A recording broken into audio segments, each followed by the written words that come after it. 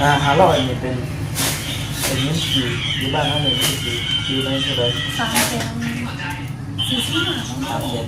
เนาะเดี๋ยวครับเดือนเอาออกเลยเนาะเพื่อนให้โดยเฉพาะตอนนั้นพอดีรถไป600,000ที่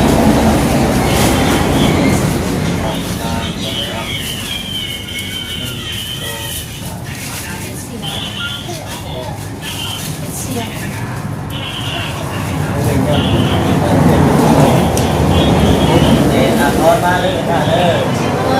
ไก่ประมาณช่วงที่เดือนนี่แบบมันเสียไปให้ทั้งน้องด่าเงินไปซื้อผมเอาจนไรกันมีแต่ว่าเนาะดีใจทางคนอื่นก็มีแต่ว่าผมจะเคยมีพันธุ์ลายเด้อน้องจะเคยกับครอบครัวอยู่ดีมีแห้งเนาะมีแต่ความสุขเจริญเห็นอย่างสั่งก่อนเจริญมุ่งก้าวหน้าต่อไปเด้อเนาะขอให้เฮงปังมาสั่งเป็นหน้าที่การงานนี่อย่างเดียวขอให้รับรื่นไปด้วยดีเนาะใจดี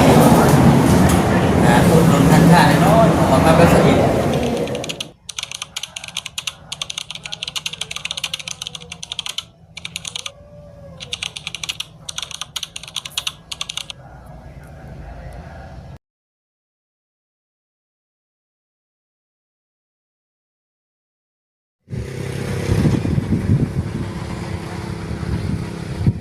พี่น้องเลยเนาะเปิดภาพเปิดคลิปมากันอยู่ในช่วงกำลังแดดครับพี่น้องเลยเนาะ7-8 โมงแดดกำลังจ้าแต่ว่ามีลมได้พี่น้องวันนี้นะแดดนี่คือเหลื่อมซื้อแต่ว่าอากาศตอนนี้นะมันอยากหนาวตอนนี้อากาศนะเมื่อวานนี่อยากห้อนได้เมื่อวานเลยวันนี้นะพังเบิ้งว่ารอบสวยๆรอบเที่ยงพุ่นมันสิเป็นจังไดอากาศมันซาที่หูมาเนี่ยมันเบิดได้ละพี่น้องเนาะยามหนาวนี่ก็ได้เพราะว่าวิทย์ได้วิทย์เดือน3แล้ววิทย์เดือน3ยางข่าวเดือน4เดือน5นะห้วยอากาศแห้งเริ่มได้แล้วบาดนี่กันว่าสิหนาวก็หนาวจะช่วงเช้าชื่อหนาวนะคุณยังไงยังควันกลุ่มอยู่พี่น้องเอ้ยเนาะดินมันยังบ่ทันได้เจ็บเพราะว่าเพิ่นนั้นเอายาหมักต่อยมาลาดแล้วก็เอาอันแฮบดนี่แหละมาโหยแต่มันยังไม่ทันได้แจบนะมันเลยแบบไงก็รู้กลัวอยู่ใครกลัวที่ว่ามันเพคือตอนนั้นพี่น้องโอ้ยอันตรายตอนนั้นนอนอยู่กับแบบเจ็บเบิดนี่เอาหายใจแล้วมันฝุ่นมันเข่าหรือว่าละอองกี่ฝุ่นมันเข่าข้างในเขาฝุ่นนะพี่น้องเนาะ ทักทายสบายดีเด้อพี่น้องเด้อเนาะทักทายสบายดีเปิดตั้งกล้องก่อนพี่น้องเลยอะไรขากล้องมาลืมอยู่รถอันเบาจิตเพิ่นพี่น้องเลยเนาะทักทายสบายดี FC กันเบิดสุขคนเด้อพี่น้องเลยพบเจอกันอีกคือเก่าวันนี้ก็ได้เปิดคลิปเปิดภาพมาอยู่ที่อันเดินนี่แหละพี่น้องเนาะอยู่ที่เดินเพียนเบาคำยังไม่ทันได้ดำเนินการต่อเราพี่น้องเนาะว่าง่ายๆยังอยู่ในช่วงเก็บกำ ยังอยู่ในช่วงหานะพี่น้องเนาะยังไม่ทันได้หอดเป้าหมายถ้าว่าหอดเป้าหมายก็เป็นสิสั่งพวกปูนบล็อกกันแหละพี่น้องพวกนี้พวกทรายอะไรมาหยุกมาตั้งเสาไว้ก่อนนั่นแหละพี่น้องเนาะจังไรก็ฝากเป็นกำลังใจให้ในเด้อพี่น้องเด้อเนาะตั้งเครื่องก่อนพี่น้องจังไรก็มีแต่ว่าเป็นกำลังใจให้ในเด้อพี่น้องเด้อเนาะกลับมาเบิ่งมาชมแล้วก็อย่าพากดขามโฆษณาไปว่าฉันพี่น้องเลยเนาะพอได้เก็บเด็กเก็บหน่อยพอได้เงินจากกันโฆษณา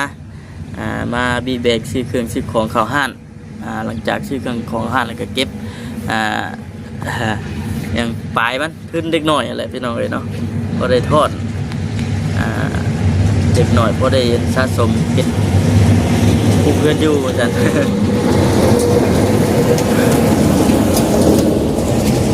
คือมื้อนี้เนาะพี่น้องเนาะบ่คำเปิดคลิปเปิดภาพมาก็มีข่าวดีมื้อนี้ก็ได้มีทางอันเอยเมย์เพิ่นพี่น้องเนาะขอบคุณหลายๆเด้อเนาะทางเอยเมย์เพิ่นฝากเงินมาให้ทางบ่จิตเพิ่นนำมาให้ทางบ่คำเป็นสะพานบุญต่อพี่น้องเนาะคือทางเอยเมย์เพิ่นฝากเงินมาผ่านทางบ่จิตแล้วก็คืออุดหนุนอันของในห้างบ่คำนี่แหละพี่น้องเนาะเป็นมาม่าแน่มาม่า2 แก๊สเป็นเป็นมาม่าแหละพี่น้องเนาะแล้วก็อันไข่2 เตะแล้วก็เกลือปลาแดกเป็นงัวเครื่องครัวว่าซั่นซะแล้วก็มีอันเค้กอีกพี่น้องเนาะพอดีบ่คำซื้อเค้กไว้ทางเอื้อยเพิ่นว่าอย่าลืมเค้กเด้อว่าซั่น ซื้อไปต้นทั้งน้องด้าเพิ่นเมื่อวานนี่นะบ่คำ ทักไปหาทั้งน้องด้าเพิ่นว่ามื้ออื่นน้องจังไดหยุดบ่นะปกติเป็นวันมื้อนี้นะวันอังคารเนาะพี่น้องเนาะแต่ว่าทางน้องเพิ่นก็ตอบว่าคันว่าทางระบาวสิมากับทางน้องสิหยุดนะเพราะว่าบ่คำก็สิพาลงไปทางพุ่นเลยสิตั้งใจเอาของที่ว่าทางเอมี่เพิ่นอุดหนุนห้านนี่แหละลงไปให้กับน้องเพิ่นแล้วก็สิลงไป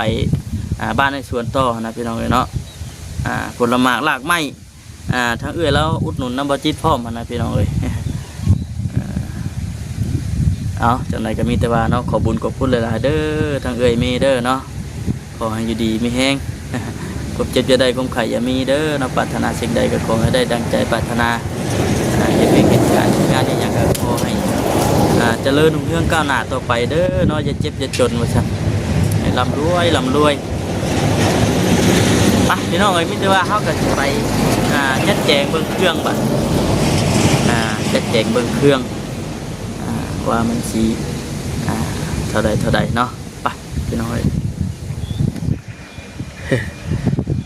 พี่น้องเอ้ยเนาะ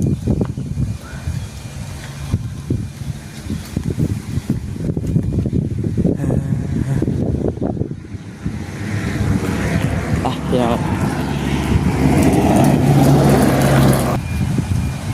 เอาอันฝากกันเซงเลยพี่น้องมาเอากันไว้มันกันกี่ฝุ่นได้แน่นะมันกันกี่ฝุ่นได้แน่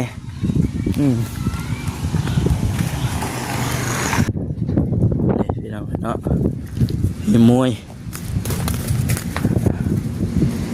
มันขี้ฝุ่นนะพี่น้องเนาะขี้ฝุ่นก็เลยเอาเนี่ยมาปิดมาบังไว้เนี่ย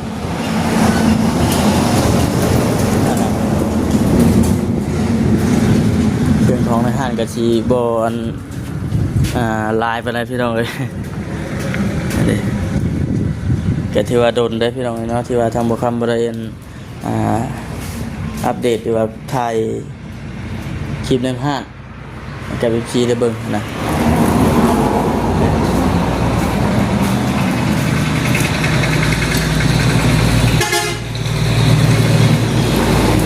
ขี้ฝุ่นนี่หมายว่าพี่น้องขี้ฝุ่นนี่ปัดขมือเลยขี้ฝุ่นนี่มันปัดขมือเลยเอาใดป้าพรมบางทีก็ได้มาเปิดทางไปปิดแล้ว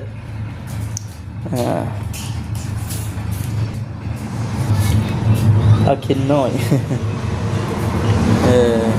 เดี๋ยวสิตั้งกล้องไว้เลยสิจัดไว้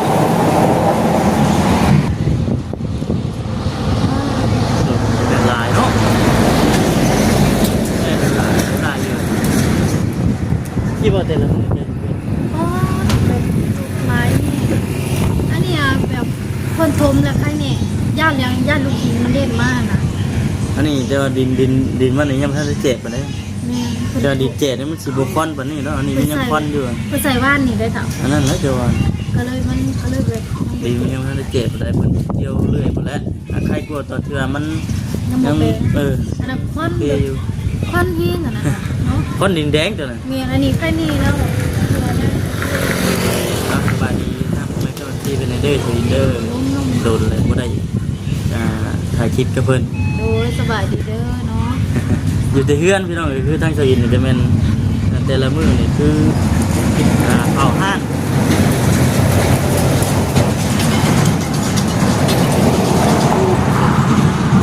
คือแต่ละมื้อนี่แม่นหลักๆเลยจะแม่นอันอยู่ห้านนี่แหละพี่น้องเนาะขายเครื่องเอาลูกหลักๆเลยกัน ห้านเอาลูกเลยเรียกเพื่อน เรียกเพื่อนน้ำซ่านนี่แหละเลยบ่ได้มีโอกาสไปทางใดพี่น้องเลยเนาะคือทางอยู่ในเรือนจะเพิ่นไปเฮ็ดเวียกแม่นะ ผมบ่เคยอยู่เรียกทำตะโกก็มีก็เป็นคนไปเรียกนะ ก็จะได้แต่ละมื้อได้ขายดีอยู่บ่ การขายไปเรื่อยๆเนาะก็บ่ได้ว่าได้ขายดีแต่ก็ขายไปเรื่อยๆ ได้ขายอยู่ดิพอดีแล้วจะพอดีว่าทางอันเอื้อยมีเพิ่นเนาะมาอุดหนุนห้านมันอุดหนุนห้านซื้อเครื่องไปให้กับน้องดาเพิ่นแม่นนะที่ให้น้องดามีอันมีแน่จุดเลยบ่ มี2 แก๊สตามที่เอื้อยเพิ่นบอกมาก็ไข่2 เตะ lên hay ơi em mới xong đâu nhà hay đâu mày phải bắt con tài đâu có như cái luôn แล้วก็อันเป็นนัว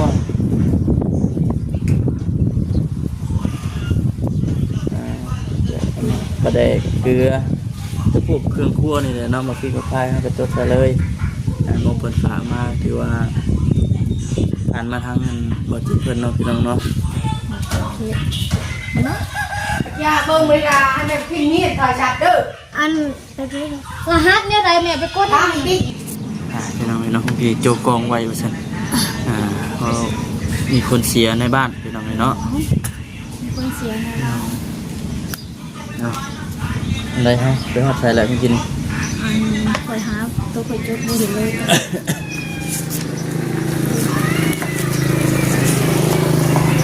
ทั้งเงินเดือนละฝากเงินมา 3,000เนาะพี่น้องเนาะให้ทางบ่คำให้ทางบ่คำคันโมน้ำมันก็500ให้ทางน้องดาเพิ่นไว้ซื้อถุงพายไปโรงเรียน500เด้อว่าซั่นนะ ทงมันขาด แหน่ถุงใส่ปื้มนี่แหละก็เลยส่วนที่เหลือก็เป็นจักสิอันเท่าไหร่ปลากระป๋องก็เอาเลยแพ็คนึง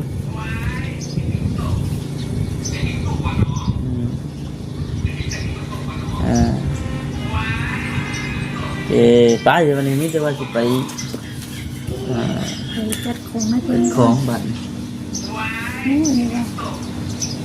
ฮะ เพิ่นนี่จะ ป้าพี่น้องเนาะ อะไรกับอันนี้บ่ ไว้ก็ยำ อันนี้สิส่งเนาะ ไว้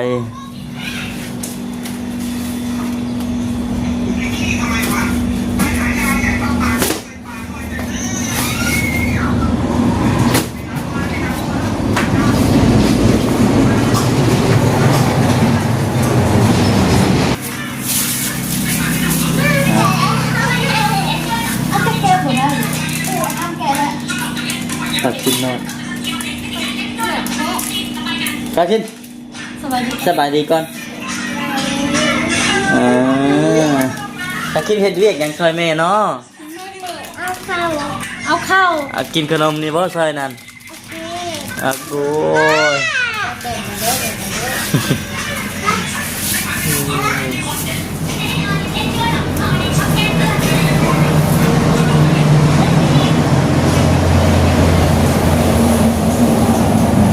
รถลายพี่น้องเนาะจะได้ยินเสียงอยู่บ่ล่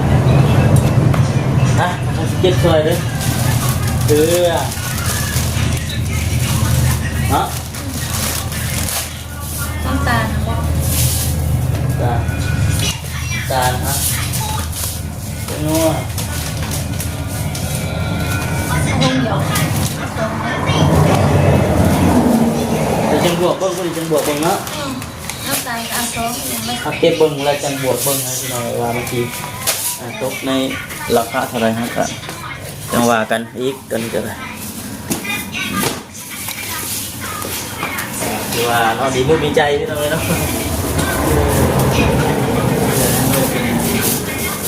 อุดหนุนเพื่อซอยทางน้องๆนี่แหละเนาะพอได้ขึ้นมาซื้อเครื่องซื้อของของอาหารนิดพี่น้องเลยเนาะ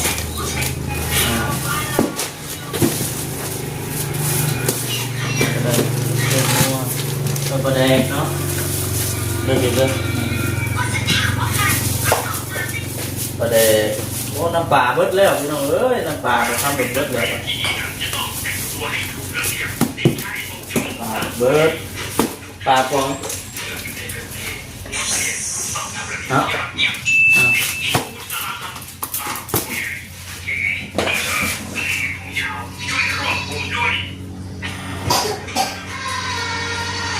เดี๋ยวไข่ชอบเตะเนาะ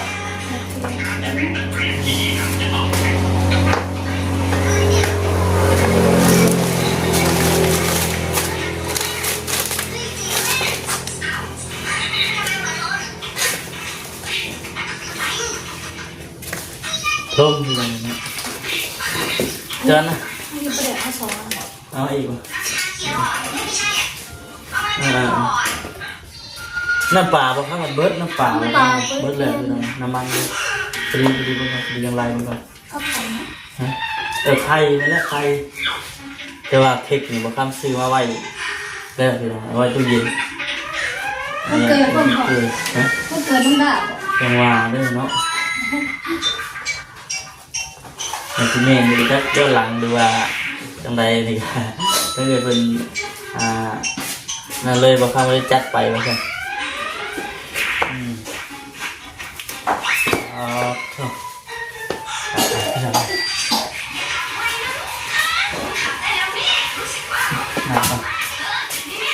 ถ้าเป็นจัดการไข่สองเตะครบบัดขนวยบ่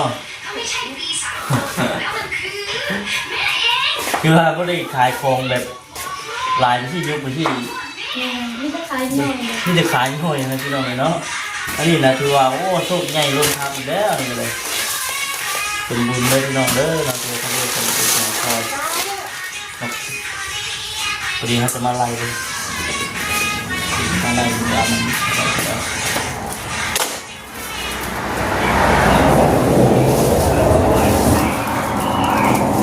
ก็มันอาหารสดบะหั่นกับมีแต่ชื่อโค้งคือจะนำชื่อโค้งมาปิ้งเป็นไก่เป็นยังไงชื่อโค้งกับพวกจานพวกยังนะแต่เราไม่ได้เอาไปหรอกนี่เอาแต่อาหารเลยเป็นซ้ำเขาก็ได้ยินตื่นชื่อของข้าวหั่นน้องเลยเนาะเอามาเบิ่งมาชมแล้วก็จะเข้าทุกทางโฆษณาเป็นน้องเลยเนาะบางเลยจะมือเดียวประคับไปซื้อต่อย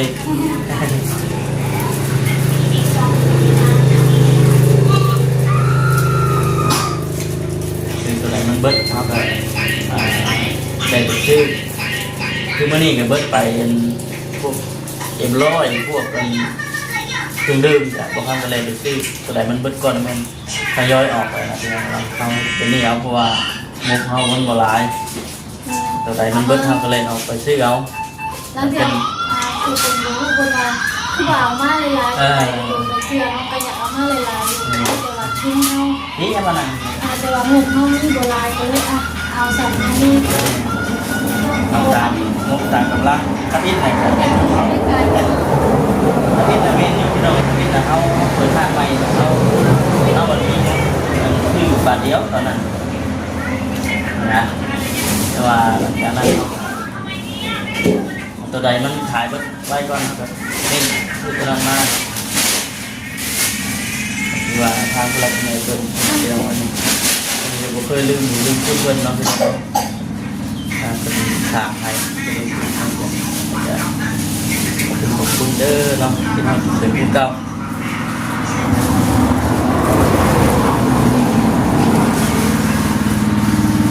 ใช่ได้ไม่ใช่ก็ได้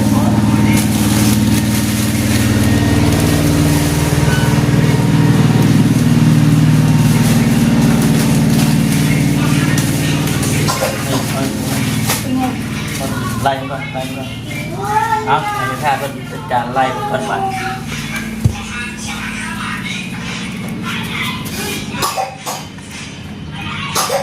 โอ้ยเป็นยังลูก คือถ้าบอกคำนั้นก็ไว้แล้วแต่ว่าตอนนี้นะจัดของไว้ถ่ายทำมาจิ้มลงมา ส่วน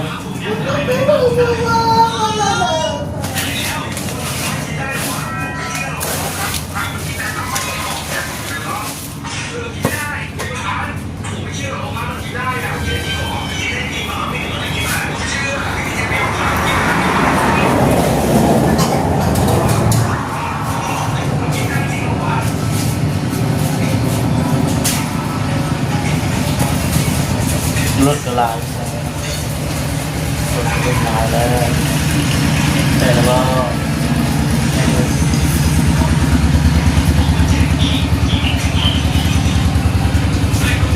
โอเคโอ้500นี่เป็นเงินกี่อยู่บ้านนั่นเลยกี่ในเท่าไหร่ 345 3 4 5เนาะเดี๋ยวครับเดี๋ยวเอาออกเลยเนาะเพื่อนทั้งเลยเพื่อนให้โดยเฉพาะนะพอดีรถไปพบแสงข้าวดี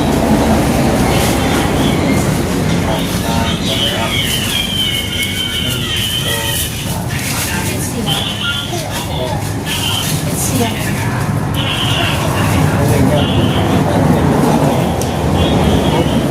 ทอดมาเลยค่ะเด้อ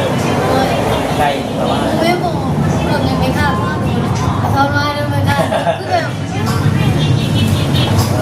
3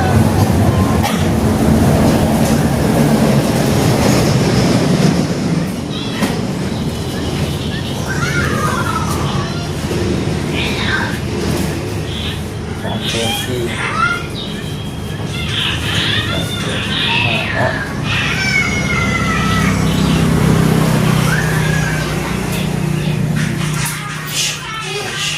แล้วเจ้านี่มันไปมากเหรอ ฮะ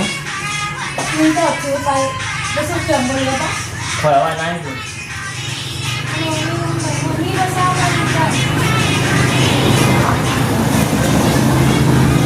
ดูดิ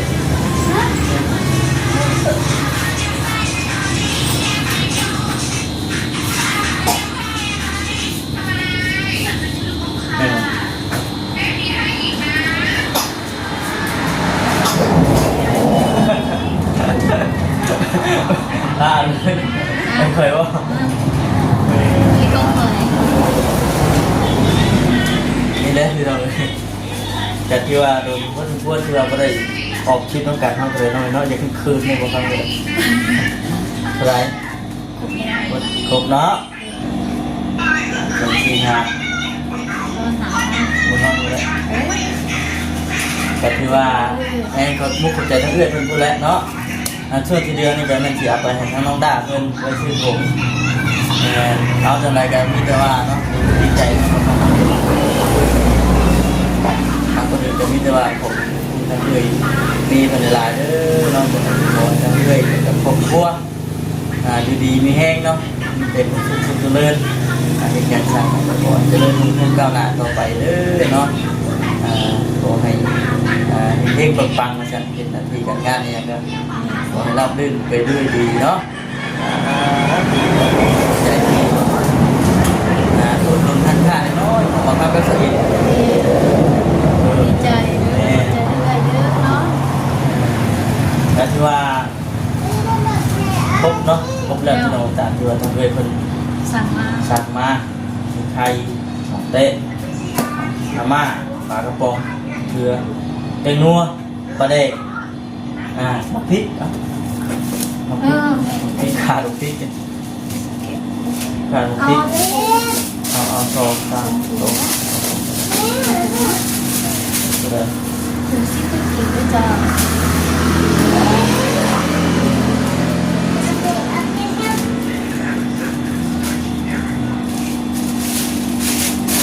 สวยอ่ะ ตุ๊กตาเนี่ยที่เราไม่ได้ไปต่อกันจะพูดอะไรเนาะไปต่อกันพูดน้ำด่าเลยแล้วก็เงินชวนเรือก็เสียไปมอบให้กับน้ำด่าไปซื้อทงไปกัน ใหญ่ขึ้นเช้าแล้วบุญ เป็นสาวแล้วน้ำด่าโดยตะกี้ว่าสิไปทั้งการ2 คนที่พี่น้องเรา กี้ว่าจะไปกับสวีทแต่ว่าพอคิดไม่เลยเดี๋ยวมันยากคนถอดมาก ช่วงนี้ คนเอาลูก เนี่ยช่วงนี้คือยากช่วงนี้น้องมันยากน้องสัวไปตั้งใดเขาต้องได้ปิดหาเขาว่ามื้อใดจำเป็นดีกว่าพากันปิดหา แม่คือเราไม่ปกติจะมันไปคนหนึ่งคนเดียว แม่นอันนี้แบบก็เลยแบบที่ลงไปทางหน้าก็เลยเพิ่นว่าโอเคเดี๋ยวจะไปกับทีมงานเอาเพิ่นว่าแต่ก็อยากไปหาน้องเพิ่นอยู่ ปกติก็คือทางเพื่อนดังยงคนฝากเครื่องมาแต่ละเทื่อเนาะเพื่อนดังยงคนฝากมาจะมีถนนทางที่นั่นแต่ทางบางครั้งก็สีไปแต่ว่าในปัจจุบันนี้มันยากเลยแบบยากแล้วก็จำเป็นต้องได้อยู่เนาะเวลาเมื่อใดมันสะดวกเวลามันว่าง ได้ออก ได้ออกไป อยากไปเยี่ยมอยากไปดีน้ำนั้นน้องด้าไปจากทางสอีดเป็นก็ได้ น้องเกวียนกินน้องคนเป็นใหญ่แล้ว ไม่ง่ายเริ่มง่ายเริ่ม ใหญ่กว่าที่ตัว ร้านเดี๋ยวพี่น้องมันมีแต่จุ๊บกล้องไปก่อนมาทำก็ได้เนาะ เอาไปกินเลยเลอะแล้วก็คลิปตัวหน้า แม่นไปพี่น้องเลยเนาะกี่ว่าสิไปต่อคลิปเป็นน้องด้าต่อสันแต่ว่ามันยาวพอสมควรแล้วก็มีแต่ว่าสิจบคลิปก่อนคนละไปฮอดน้องด้าจังเอาคลิปใหม่เนาะพี่น้องเนาะจังไรก็มีแต่ว่าฝากทางเปิดพี่น้องซีเข้ามาเป็นกำลังใจให้เด้อพี่น้องเด้อเนาะเอาเลยเสียงคองก็ถือว่าทำนี่แหละพี่น้องเนาะโอ้ยขายพุ่นก็มีกันพุ่นอันนี้เป็นหนังพี่น้องเลยอะไรก็เอาสบายดีตัวเองเลย ไปเลย